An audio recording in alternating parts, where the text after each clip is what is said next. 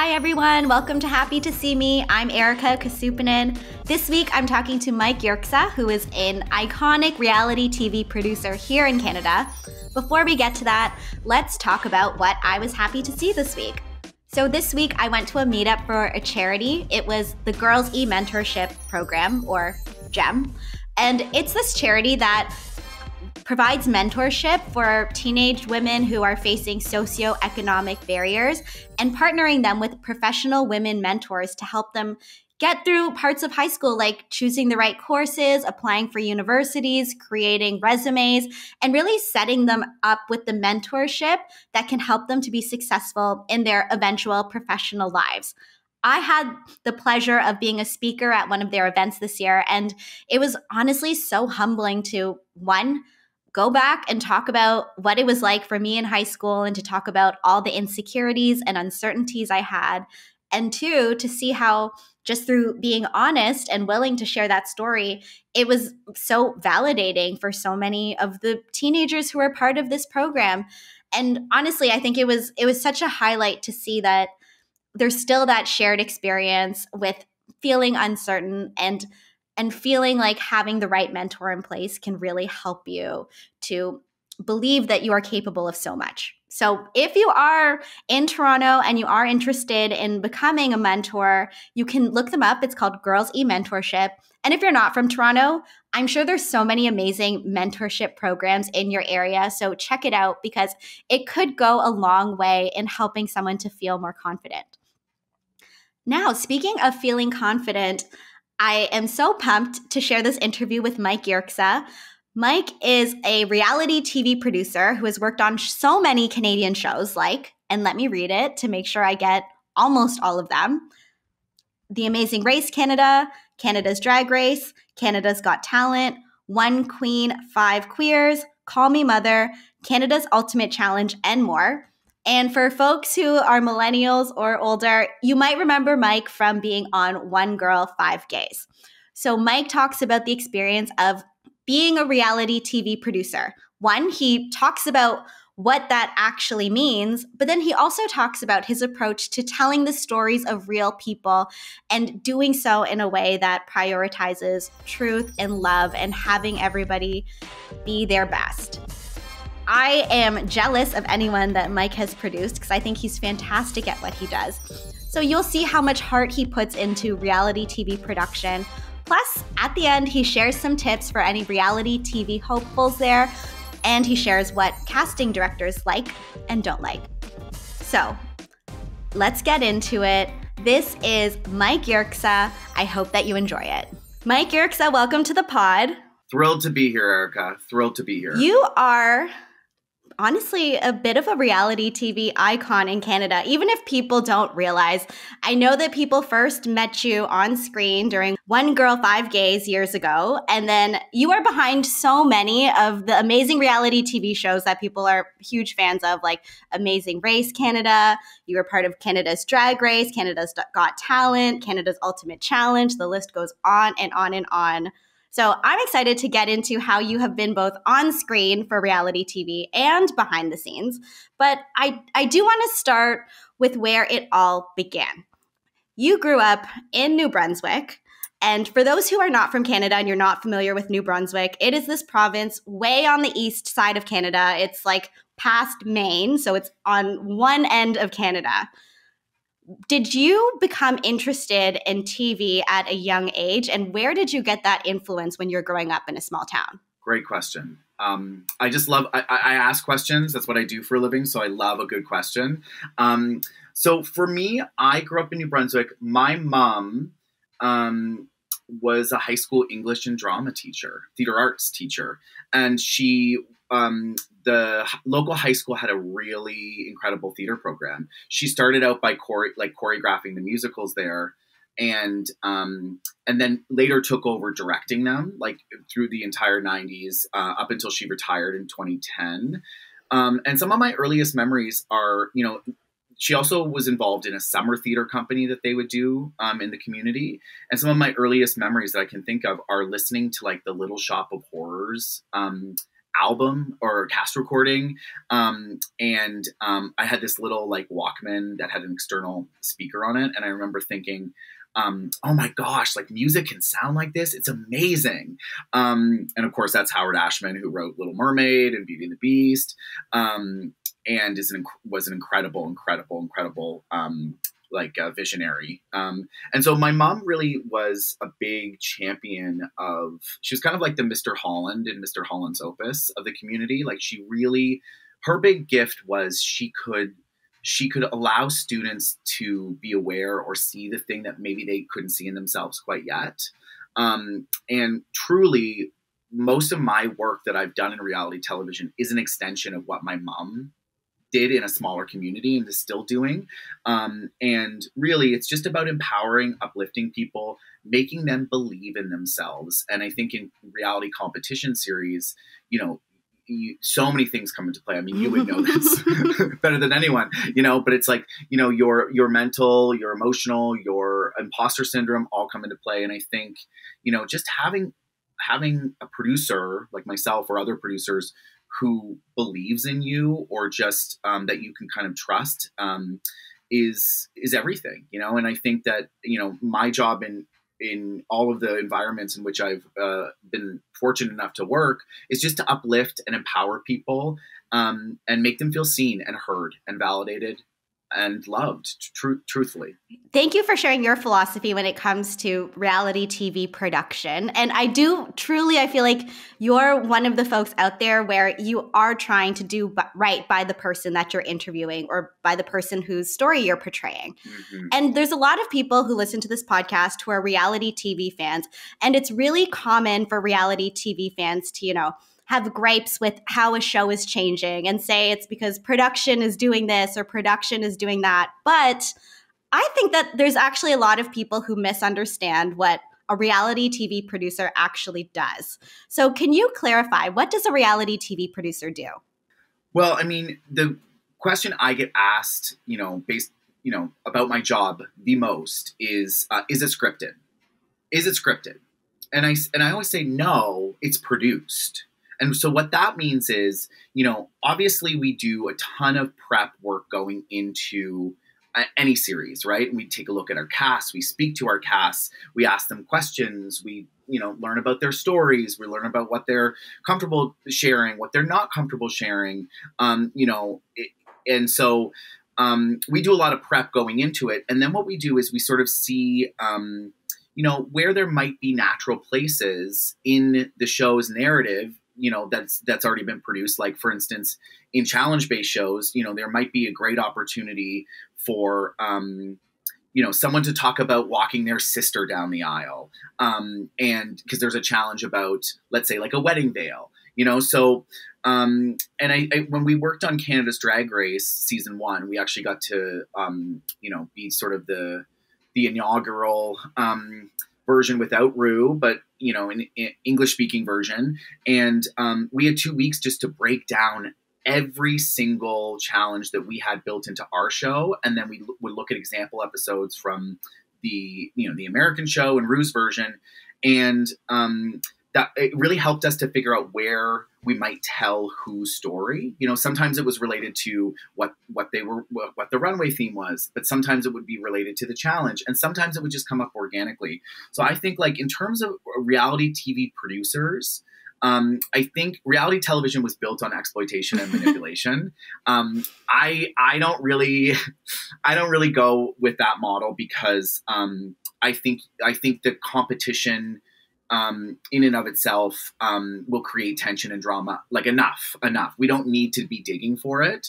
It's just a matter, I think, with reality television producers, it's either kind of seeding a discussion or seeding something that is important to have in sort of like the narrative of that episode or overall. And it's really about interviewing, getting those talking heads, getting those confessionals, making sure you've got a clear plan when you go in. And there's such amazing power in asking the correct question in the correct way, right? So you might say, like, do you have any doubts? And so do you have any doubts? Someone can say, well, no, I don't really have any. But if you say, what are your doubts? It just shifts it slightly.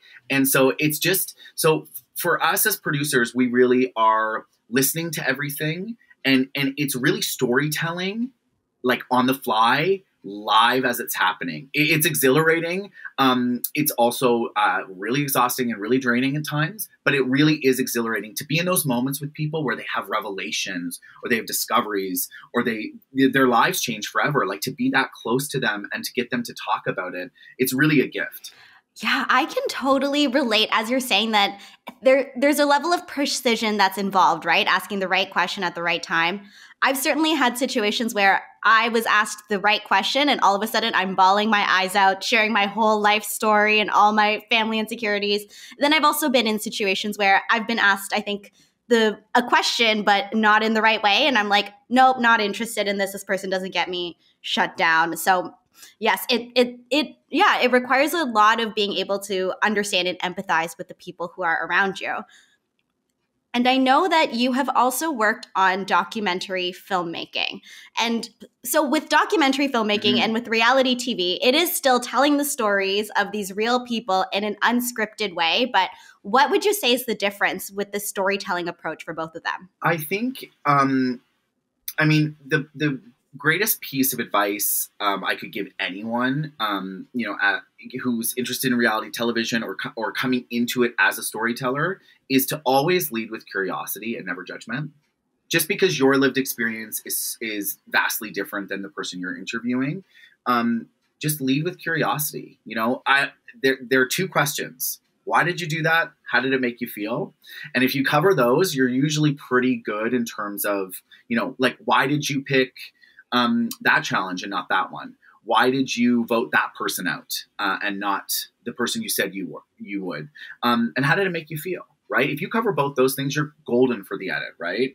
And I think reality, because it's, money, money, money, time is money, it's very highly structured. So you have sometimes you have a half hour to go in and get a day's worth of interview sound bites very quickly. So you have to be organized. You have to be really on the ball. And you have to know what things do I absolutely need to get and what things can I maybe let go of, and maybe shouldn't prioritize, right? But in documentary I think is always evolving because it's happening in real time. It's less structured. And really, I did this documentary called Two Soft Things, Two Hard Things. There's a little poster of it right here. Oh. There we go. And it was, we shot it in, it's about LGBT identities in Inuit culture. And in Nunavut, and we shot it in 4 days. So we were constantly just, it was like the ebb and flow of that experience was really amazing and intense. And someone would say he delivered this incredible speech in the legislature, the legislative assembly. And then, you'd say, do you happen to have a copy of that speech? And they'd be like, yeah, we do. And so then you'd get the man who delivered that speech to read it. So everything's kind of happening more in documentary, I think, in a less structured way. In reality, because there's a lot of money behind it and there's a lot of people working on the crew, it has to be pretty structured. And you have to be very prepared, I think, going into a day of filming in reality competition. I think it's very refreshing that you're willing to say, okay, reality TV, structure, money, based on exploitation, because you are just saying it is what it is, right? And honestly, I think that that's refreshing instead of, trying to convince me that we're all family and whatever. Because yeah, you recognize you sign up for it because you're part of the show that needs to make money. You did have the experience earlier in your TV career when you were on One Girl, Five Gays. You were produced. How did that experience of being the talent originally impact the way that you approached being a story producer? I was asked to be on One Girl, Five Gays before we even knew what it was going to be. It was supposed to be kind of meant to be like a call-in show for straight couples, and other straight couples were going to give them advice. And then it changed into what if it was like gay guys giving the straight couples advice? And then it just morphed into 20 questions about love and sex. And for me, we had no expectations. We didn't know what it was, what it would be. And it just became, it was just this moment in time, like Obama had just come into office, and, and there was just a shift in like, I think, consciousness. And it was really a beautiful experience for me. It changed my life. 100% it changed my life. It for a number of reasons, but, I always felt the responsibility of representing for generations of folks who could not and did not have that opportunity, or that platform. So I didn't, yes, I did have a lot of fun doing it, but I never took the opportunity lightly. I always thought I was always really honored to be, to film a single episode. And then I think the other thing too is I experienced firsthand the importance of representation, representation mattering, because people would come up to me everywhere. I'd be on the streetcar, in the Eaton Center, like, getting a coffee, and people would come up and say they felt so seen by that show, because it was really one of the first times where, queer people didn't exist as caricatures or like heightened characters. We were just real people living our lives and offering insight into our experiences, our lived experiences. And it really balanced humor and levity with more of the serious, as topics and subjects that we needed to cover. But for me, it changed my life because it just basically, I felt that impact of how important seeing yourself is. And so that's really motivated everything that I've done, and, if I'm in any room, I'm always trying to, fight for the stories that haven't been told yet, or, put people in environments where we're not used to seeing them. And so, yeah, I think really having done that show, it influenced everything. But I always say to everyone coming in, and I think being on TV has helped me as a producer as well, because I know it's a moment in time. It doesn't define you. And it's not going to make you a Kardashian. It's a moment in time. And if you're open to what you can learn, discover, rediscover, or experience in that space, if you're open to that, like, really magical things can happen. So I always give that advice to any competitor coming into things, saying, like, this is not going to change your life. You're not going to get rich. You're not going to buy the house based on this. I heard you yesterday saying, like, I want $1 million and I still can't afford a house. So it's like, you're not going to get rich, but if you are just open to whatever you'll receive in that environment, it can be so transformative. I wish that you produced me. Oh my goodness, just the real approach. And I don't know, I think it's so easy for producers to sometimes pump somebody's tires so much in those situations, but it's so nice to see that you're so grounded. And you being on One Girl, Five Gays, it really did change so many lives. I know that there's still people who talk about how refreshing it was to see a show like that at that time, because I feel like there wasn't really anything like it at that time, where it proved that gay men were not this monolith, and there were just so many different experiences. And I even had a friend who I told him that I was going to be interviewing you soon, and he was like, oh, isn't that the guy from One Girl, Five Gays? Like, it really resonated with people, and it really, helped them to feel validated. And when I see the work that you do now, because yes, you've worked in story production, you've also done casting for various shows. And I know that with some of the shows that you've casted, you've been so motivated to have different types of people be on shows and to have different people of different backgrounds. I know I was on a season of Survivor when it was the first diversity mandate season where there needed to be 50% BIPOC. As far as I know, you've never had those requirements on you. So what motivates you to find these people with different stories and to ensure there's the right representation?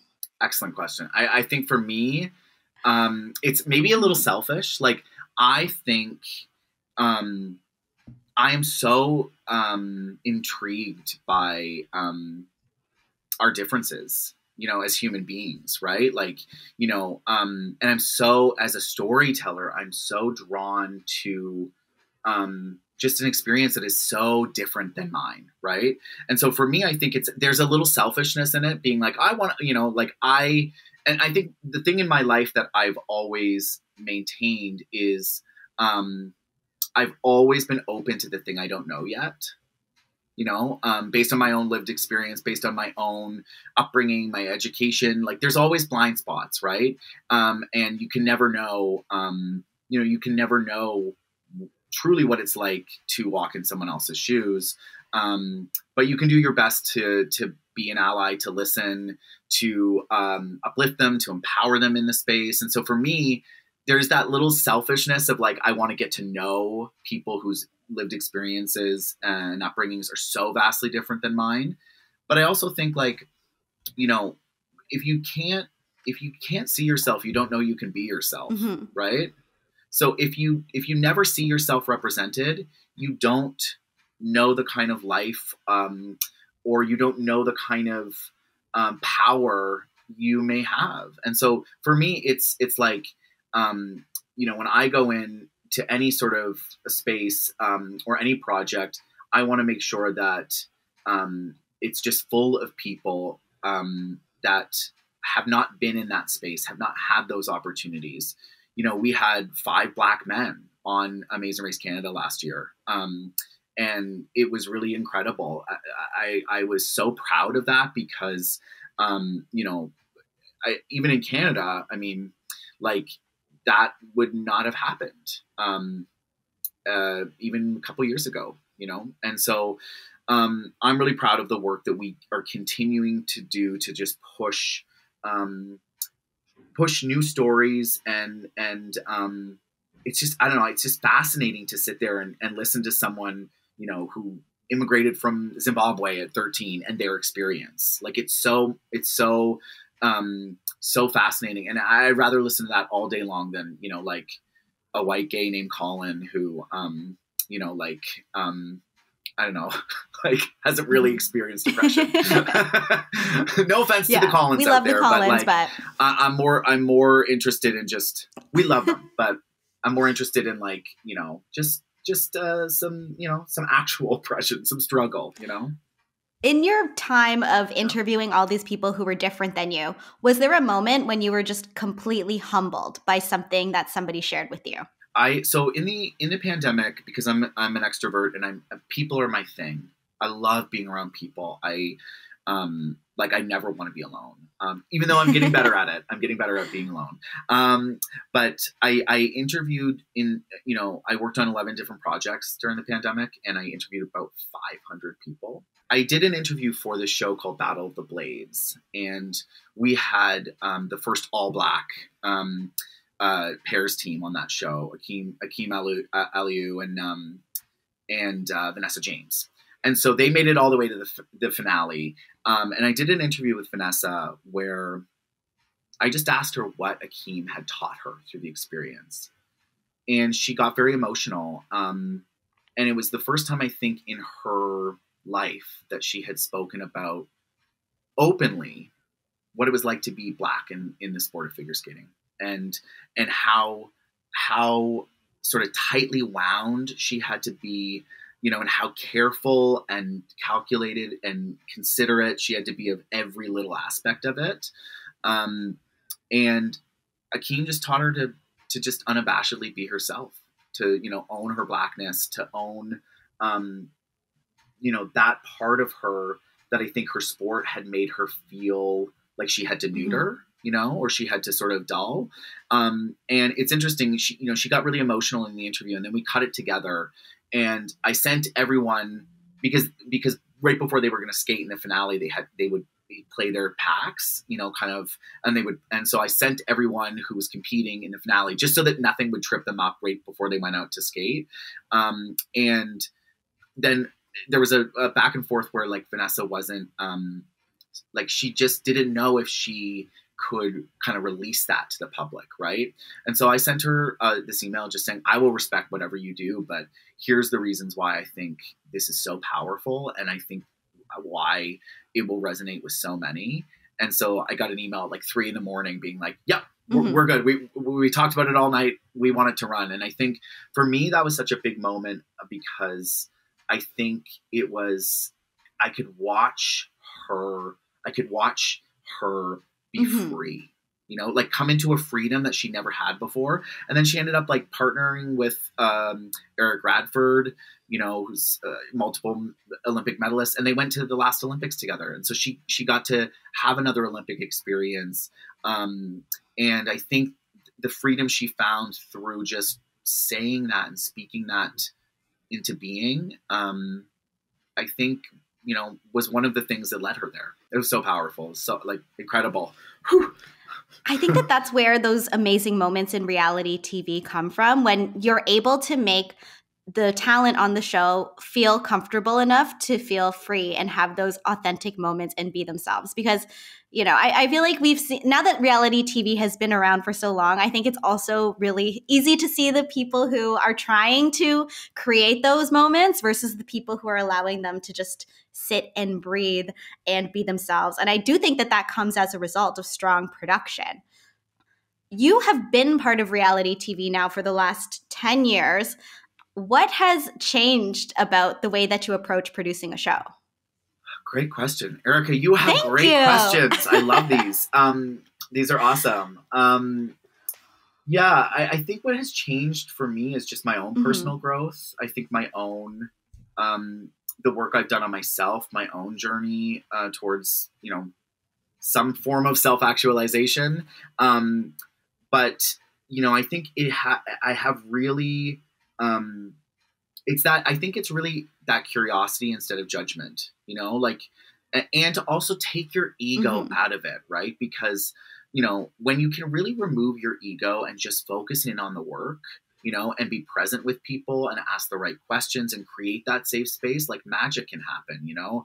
I got to interview Julie Black last year in this incredible challenge that was it was an adaptive bike challenge. And her sister has a disability and has used an adaptive bike her entire life. And so Julie struggled to get through this challenge and finally did it. And we got to just sit in talking about what her sister, what MJ had taught Julie. We get to sit in an interview with that. And those are the moments that for me, like I live for, because they're profound. They're really life-changing.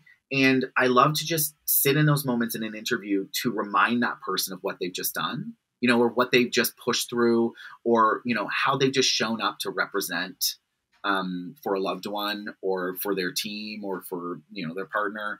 And I think for me, just my sense of self and my ability to kind of manage my own ego has really helped just what I bring to each production, you know?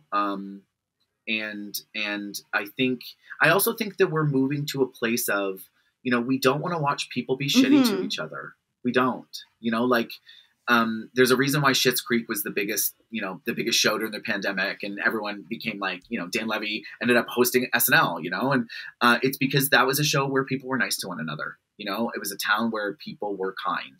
And I think in competition reality moving forward, I think we're going to start to see just a little shift of, you know, like, of course, tension will be high and, you know, and feelings will be hurt and people will act out. But I think we're going to start to see a more conscious effort to empower and uplift and be positive and kind. Because, listen, Erika, we know this. We talked about this before we started recording. Like, the world needs that right now, or we may not survive. Okay, I'm so glad you brought it up, because those profound moments in reality TV, those are the ones that we remember, right? You know, I remember whenever people come up to me on the street and ask me about Survivor, it's always, Survivor, congratulations, you won. Okay, but you on exile. And who knew that this experience that I was so scared of, it stuck with people so much.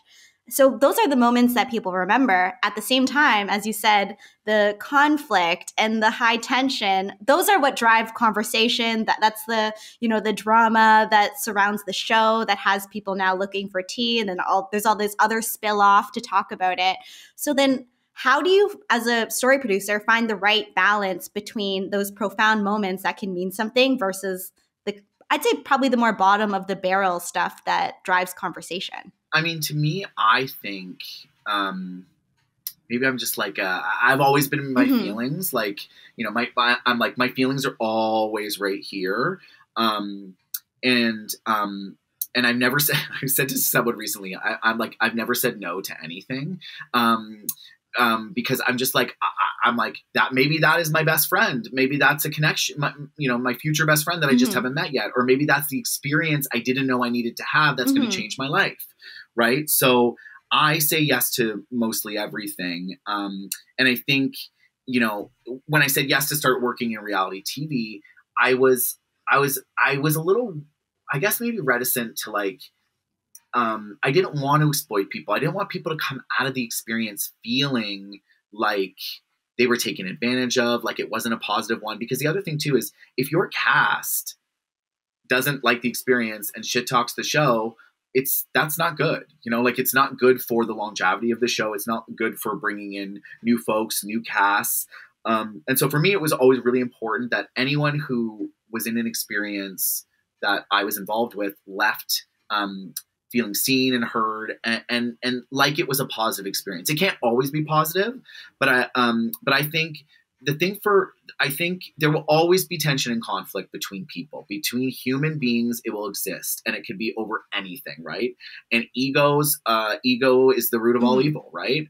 And capitalism. But and so I think that that will always happen. But I would like to start to see reality just shift a little bit more towards those profound moments, because like think of how many people saw themselves in you, you know, when you were on Exile. Like it's like there were so many people who connected to your story and your family's story, and so like that's the kind of content I live for producing. I mean, we the winners of the Amazing Race Canada last year is Catherine Reeford and Craig, and Catherine has, you know, terminal brain cancer, and she won the show, right?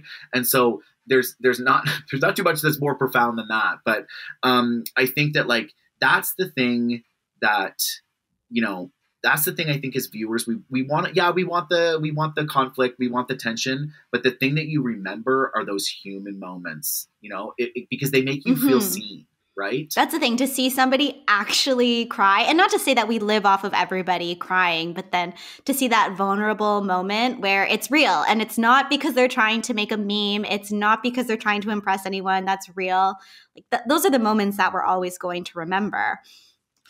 Now, especially with reality TV, I know that social media is such a big part of it. I know I've talked a lot about the social media feedback when I won Survivor.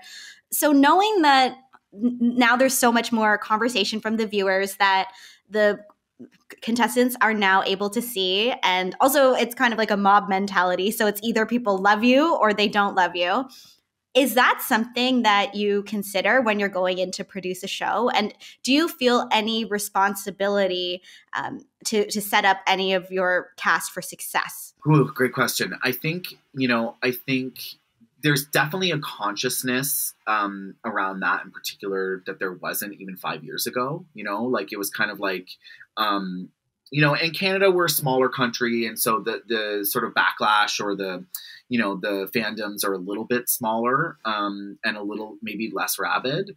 But definitely it's something to consider because, you know, because these are real people and you know, we invite them into an experience that's very intense. We have some supports built within that and afterwards that help them. But beyond that, like their day to day, they go back to just being real people, right? And so, for me, it's really like I always want to make sure that people leave those experiences in feeling like they left it all out there, and that, you know, if they had to say, you know, was it a good experience or, you know, was it not a good experience, they would always say it's a good experience. I definitely feel the pressure to ensure safety with all of the competitors, and that's like psychological safety, emotional safety, physical safety, of course. But it's really important because it actually makes for better content, right? Like if you're purposely trying to exploit people, or like get those memeable moments, or get those tempers, kind of going. I don't know. For me, I always come from a place of like truth and love, because they're the easiest things to follow, and storytelling for me comes from like the most pure place in my heart. It's like me at 5, literally being like, let's dress up, let's play make believe. So it never veers that far from that. So I'm not the kind of producer who's ever going to, I'm going to allow you to bring something forward, and I'm going to shape. I always say, like, I'm here to help shape your story, and to just ask questions that I think are going to draw you out, and that's really it. But yeah, I think social media is a whole other beast, and luckily, I think in Canada we don't have to deal with the haters quite in the way that, like, a Survivor fandom, or a Drag Race fandom in the US have to. Sometimes when there is that backlash against the show, it's a lot of fans who are saying, oh, production screwed this up, or production is trying to do too much of this or do too much of that. What do you think people misunderstand about reality TV production the most? I always say to people, if you don't want to, because people always say, oh, the edit did this, the edit painted me this way. And it's like, but you behaved that way and you said those things, right? So we always said, if you don't want to, if you don't want to be, if you don't want to appear as, like, if you don't want to be an asshole on television, don't behave like an asshole while you're filming the television show, right? And so that's kind of the cardinal rule. It's like, and the other thing is, like, there's nothing you can really construct in editing. You can sometimes timeline, you can sort of jump around, in terms of the time, like when things happened. But like, if something's not said, if something is not like, if something doesn't happen, or if you can't like fuse two things together. There's this idea of like, they call it we call it Franken edit. Franken editing, and it's like, yeah, Franken edit, and so it's, you sometimes, just to get a soundbite together, you'll put two things together, but like in a scene, you can't do that. So I think that I think really reality is, I like to think of reality somewhere between scripted and documentary. Like there are elements of structure and storytelling that are built in to how we want to tell the story. But like what people say, I'm not there feeding lines, like sometimes I'll give a prompt. I'll be like, hey, Erika, can you ask Mike Yerxa, like, where they grew up. Right. And so it's just to start a conversation. But after that, I'm not saying, then say this, like, we don't do that. We just kind of let it unfold. We cast great people, talented people, and they're there to tell their stories. So we don't have to do a lot of hand holding. And it's not scripted, but it definitely, but smart people have thought about a lot of elements of the storytelling, and the structure. Yeah. Let's call myself smart. Smart people. That's the thing, though. It is real. And I don't think you can't make somebody say something or broadcast something that somebody didn't say. I think what's weird about it is it's a real experience that someone is having, but then you have to put it into a 5-act story structure for TV so it makes sense. So it's like, that's the part where it's a little, not necessarily unreal, but where it has to be molded into a certain way. I want to ask you about queer storytelling in particular. You have worked on so many queer productions, and you also had this full circle moment where you started on One Girl, Five Gays, and then you got to work on the reboot, One Queen, Five Queers. So how has queer storytelling changed over the years? And for you in this moment in time, what is most important when it comes to queer storytelling? I mean, queer storytelling, for me, everything that I do comes from, it stems from, wanting to tell queer, gender expansive, and primarily underrepresented and Indigenous stories. Like that really is at the root. If you broke down all my work, that's the root of everything, right? And I think queer storytelling, it's really about, when we started on One Girl, Five Gays, it was about giving a platform and voice to that experience that is other, right? And I think, it was really incredible to see the impact of that, how many people connected to it, how formative it was for folks. And then when we came back to do One Queen, Five Queers, it was very important for me to lead the casting who from a place of who was not in this space at all before and who was largely in this space. And so I took, I really prioritized not having a lot of cis white male presenting or male identified folks on the reboot because it was hosted by a cis male drag artist, white drag artist, and there's just so much value to those other experiences and just giving them the platform. And so I think right now queer storytelling is at a really interesting place because we're at a real saturation point with the drag races. I love Drag Race. I'm a big fan. I think it's changed culture. I think I'm so grateful that it exists and that it's given people such a sense of hope and identity and fun and community. But I think right now we're at this moment where we're fighting for our rights again. We're fighting for our space. We're having to deal with politicians saying such offensive, awful things. And we're really back at a place that it kind of scares me. It's because the other thing too is that there's this whole movement right now of like self-care, but we don't exist not in relationship to another human being, right? And we exist in our best form in community, right? And so I think it's the pandemic has really fractured us, and I think communities what we have to really hold on to. And I think right now queer storytelling, we have to look at projects that are talking about chosen family, that are talking about community, that are talking about love and kindness.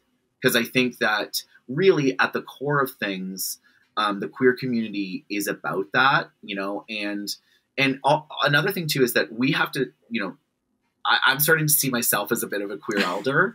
I turned 40 this summer. So we have to start thinking about what does retirement, what does our queer elder years look like? So I think that right now queer storytelling is at a really important sort of precipice. We have to kind of move forward from a drag race model. And we have to really focus in on community and the importance of that and uplifting each other and having each other's back, especially, as we're going to be more open and honest about everyone's mental health and mental wellness in the next little while. So I'm developing a project that is going to be sort of about creating queer retirement and senior facilities here in Canada. So that's something I'm really looking forward to because that's something that we don't want to go back in the closet when we go into, assisted living facilities. So that's something that I'm kind of working on. And I think that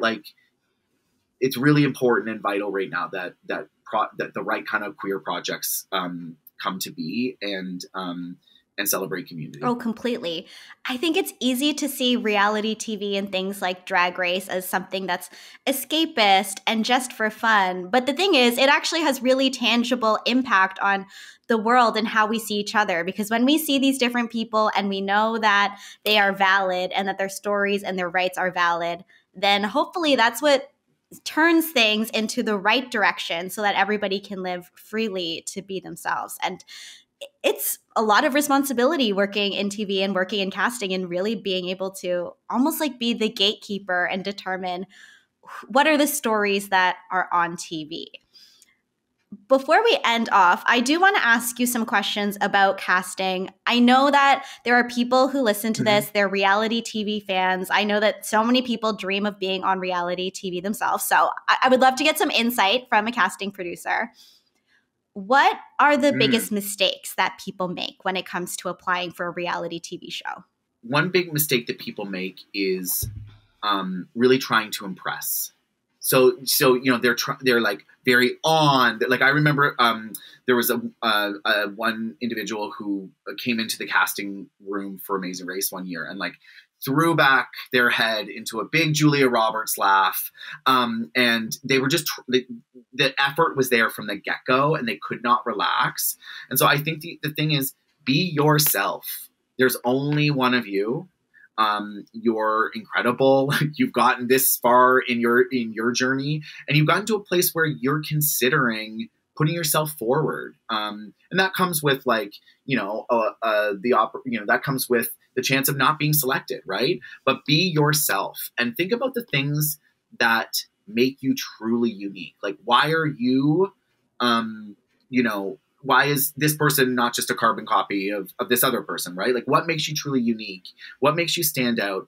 And storytelling. How do you tell a story? And I think humor is another huge, huge thing. So I would say, like, don't try too hard.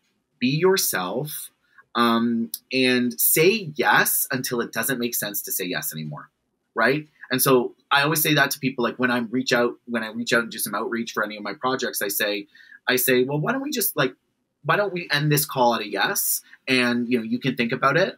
And if it doesn't make sense moving forward, I totally respect that. And maybe next year it'll make sense, And I think the thing is that, and also always have intention. Why are you doing it? Right? Like, why are you doing it? Why do you want to be in that space? What do you want to say? What experience do you want to have? If you don't start with intention in anything, it's really hard to land anywhere that allows you to see your own growth, I think I always say this to everyone that I'm working with or has a project. I say, what do you want the audience to know? And what do you want the audience to feel? So anyone who's applying for reality TV, what do you want the audience to know about you? And what do you want them to feel when they watch you? And as a reality TV casting producer, when you are looking at talent or you're looking at a potential cast member, what is it that stands out to you? Humor is key, like someone who doesn't take themselves too seriously, someone who can be self-deprecating, someone who can, who just has wit and levity. I think storytelling, how you structure a story, because there's a lot we've all been in scenarios where we're like, oh my gosh, this person really does not know how to tell a story. But then we've also been in scenarios where you're hanging off every, an individual's every word, right? So I think definitely humor, storytelling, and I think also just like why they want to do it. I always ask, like, what's motivating you? What's your intention? Right. And that can, it can be, I'm so intrigued by that because oftentimes when they actually go on the journey, like when they go down the yellow brick road, they're not they're like, I want to get to Oz. I want to meet the wizard, and then it's all the other things they find along the way that are really valuable. So it's nice to kind of keep track of that. But those are definitely the things like humor, storytelling, and I think intention and a good reason why you want to do it, Yeah, it's so important, the why, right? Because it's not just, getting on the island, getting into the workroom, but it's the why that's going to get through those tough moments, because there will be a lot of them. Mike, it was so amazing chatting with you. I feel like I learned so much about the other side of reality TV. I'm a little jealous of any of the contestants or cast members that you get to produce in the future. So what are you working on right now? Well, I worked, 11 projects during the pandemic. But I love storytelling, and I love being in that environment to support people. But I have actually taken a lot of time off. Like, I haven't worked since the fall. And that's really like a forced sort of break for myself. And right now what I'm doing is I'm doing this thing where I'm going back to living like I'm 5 years old, which has been really healing. So basically what I've been doing is buying all my toys on eBay or Facebook Marketplace from my childhood. And I've been going to Value Village and just like playing dress up, and kind of really going back to that 5-year-old self. It's like, how do I want to feel today? And it's like, I want to feel active, so I'll go for a big walk. Or it's like, I want to feel I told a story, so I'll rearrange my photos and so that's kind of what I'm doing personally. But I've got about 5 or 6 projects on the go: a couple reality competitions, a couple docuseries, a scripted show, and I'm really excited about all of them. I'm kind of pressing pause, and I don't know when I'll get back to, because I know when I get back to work, I'll work for like the next 15 years straight. So I want to give myself this time, and I want to just give myself the freedom to be 5 again, and to sort of, have no shame or no judgment, and just be curious about the world and be in my feelings, and play with all the dolls that I wasn't able to have when I was a kid. So that's kind of what I'm doing. And I'm really looking forward to getting, like, I exist best in a creative space. Like I love it. I feel like I'm at my absolute best when I'm there. So I'm excited to get back there, but I just need a little bit more time. Okay, Erika, actually, I have a question for you, if you don't mind. What's the best piece? Like, I come up to you, I say, I want to be on Survivor. What advice do you have for the people who want to do it, are, lifelong fans? Okay, so in terms of applying for the show, because I get asked to this question in 2 ways. One, applying for the show, how do I do it? And the main piece of advice I give them is you have to explain how in your life you're already playing Survivor and you're already winning. Because nobody cares that you can climb a tree. No one cares that you're good at Monopoly. But it's like, how are you already winning? So that's my piece of advice for casting. Yeah, I love it. Love it. I'm writing this down. And then when it comes to playing the game, my main piece of advice is know who you are. So know your strengths, know your quote unquote weaknesses. And if you know yourself and you understand how you are seen by other people and relate to other people, that's what it takes to win. You don't need to be like the best at all the challenges. You don't need to be the biggest manipulator or the person who's okay with stabbing people in the back. Just know yourself and you have what it takes to win. Great. Love that. And then, okay, what is the one piece of advice you give people about like the living experience? Oh, like living outside? Of Survivor. Yeah.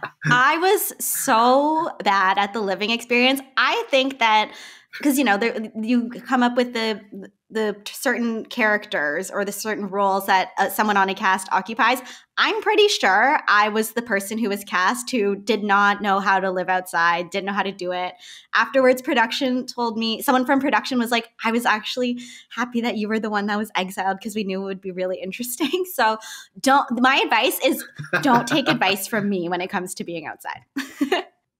I think when I interviewed, I remember they asked me what my outdoor skills were. And I'm like, oh, the only time I've camped, there was a guide who did the outdoor stuff. So my outdoor skills consist of saying please and thank you.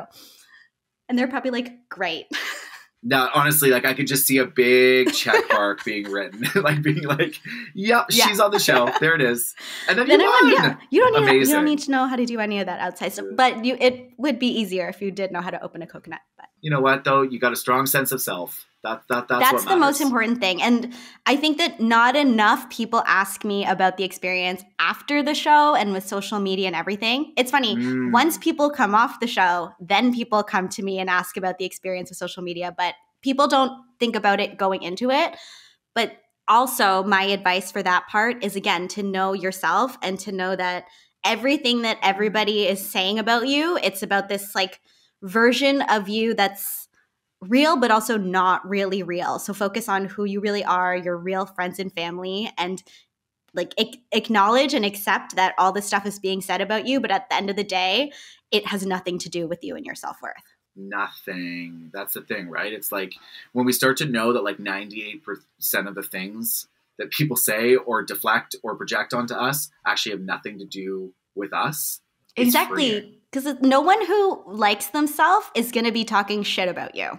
This is it. And you just, what does RuPaul say? If they're not, if they paying your bills, yes. pay them no mind, you know? So it's like, you know, and I think the thing too is that if you always lead from a place as a human being, if you lead from a place of love and truth, you're golden, right? It's just a lot of people don't, and it takes a while for people to get there. So I think your strong sense of self is the thing that you should have been like. You should be so proud that won you Survivor. Like that is such a testament to you, to your parents, to your family, to like, you know, just how you played the game, right? Thank you. That means so much coming from you. Thank you.